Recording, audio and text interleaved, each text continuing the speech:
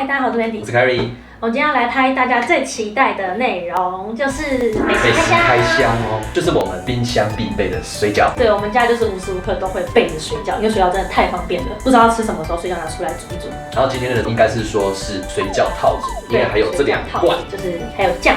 那我们今天要开的就是呢，饺当家的4款水饺。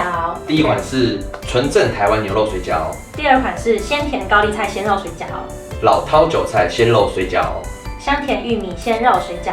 你有发现这水饺比较大颗？超大颗！我刚刚在煮的时候就想说，比起我们一般煮水饺，煮的比较久一点，会太大颗了。对，因为他们的品牌是他们在台北市里有店面，有一点像眷村味的感觉。眷村味的感觉。然后大家来这边吃水饺，就像说我的朋友、我的家人来串门子的感觉，有点像是煮给自己家人吃的感觉。对，就是比较窝心的感觉。所以啊，他们的水饺真的是超级大颗的，而且他们的肉馅扎实饱满，而且刚刚在煮的时候，整个厨房都是水饺香气。我现在已经等不及要试吃，那我们就来试吃吧。好，我们就来试吃吧。好。哦，对。他们还有特别搭水饺的蘸酱，蘸酱，对，他们蘸酱很厉害，我也很期待这2个蘸酱。冷萃9叶青花椒油，这个蛮特殊的。对，那另外一个甘橙蜜制蒜蓉酱，蒜蓉，好，开动。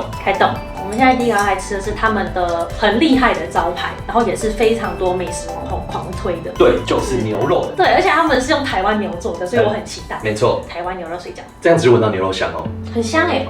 哦，它的皮很 Q 哦。好好吃哦。很厉害，它这个要沾那个它的青花椒油。哦，好，来一点点就好了。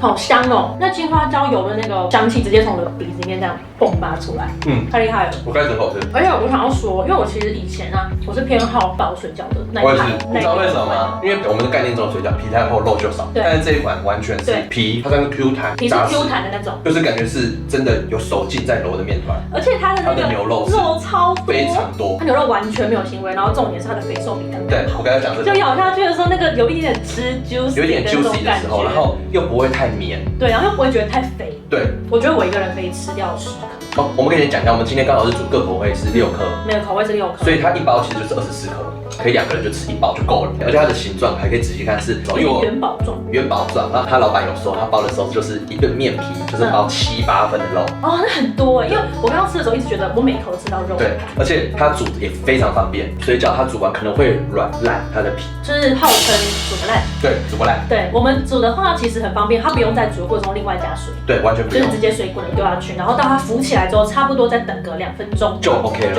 就会觉得它有点胖胖的感觉就可以了。好，那我开吃另外一个超期待的，因为我刚刚真的被这个惊艳到。好，那我们下一个口味是什么？下一个口味我们来吃这个是高丽菜，超大颗的。你会吃到高丽菜猪肉加在一起的清香味，超好吃，很清甜的感觉，因为它是高山的高丽菜，而且很清脆，超清脆，然后又有水分，完全没有猪腥味。我刚刚吃1口就是反而是鲜甜，对，是鲜甜味，又不会说很肥瘦刚刚好，无敌，太好吃了。那怎么办？下一个要吃什么？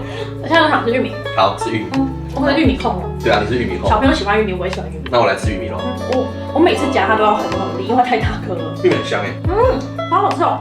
它吃到那个玉米的那个甜味，对，有在煮饭应该就知道。像我们有时候会煎玉米蛋啊，或是玉米料理的话，不同的甜味玉米煮起来完全不一样。它的玉米是甜的，非常饱满的那种玉米。完蛋了，我竟然爱上这个青花椒油。它其实不一定要拿来沾酱，它是一个完全可以拿来独立料理。对，独立料理煮菜用，然后拌面用，非常适合。甚至我觉得它有时候加一些炸物或者烤物，对，非常好吃。我跟你们说，它那个青花椒可厉害。下一个口味了，就是经典的韭菜。经典韭菜口味。它菜上可以是我们在介绍的时候，这边一直有胡椒。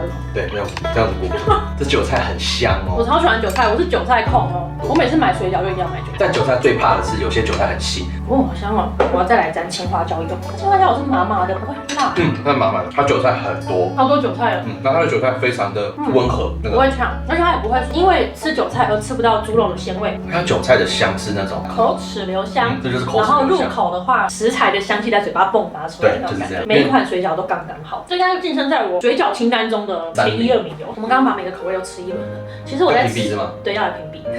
没有最喜欢的口味。你最喜欢什么口味？我最喜欢、最让我印象深刻的是牛肉。我一开始也是，但是因为我没办法，因为我私心很喜欢玉米。就是因为玉米控，所以我吃玉米就会觉得太好吃。我觉得牛肉有点颠覆我对它的就是。你知道我吃的有一种感觉，就是好像到台南吃牛肉汤，只把台南那个牛肉变成水饺，因为它牛肉非常，因为吃起来真的很新鲜。对，因为之前凯瑞在台南念书。对啊。然后玉米真的非常鲜甜，我觉得我家里有小朋友的话，一定会超级喜欢玉米。最重要的事情呢，就是他们的肉品是有溯源的。对，这就是你最 care 的。对，无瘦肉精，然后非常的安全。每次买菜你都要那个履历的。对，我一定要买有履历，而且我通常我会买就是有溯源的肉品。然后呢，角当家呢，他们是传承一甲子的眷村配方。你知道是什么吗？他们的真实故事。你说？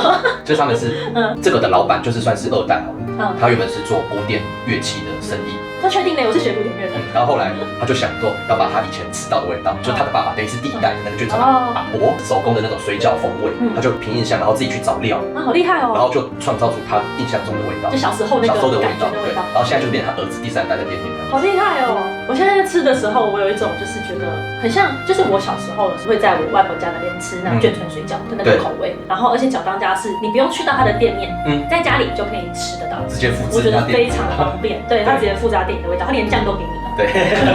OK， 那我们今天的角当家水饺开箱，就这样。会不会太好吃了？太激动了。好，就到这里了，谢谢你们收看，谢谢你们收看，拜拜。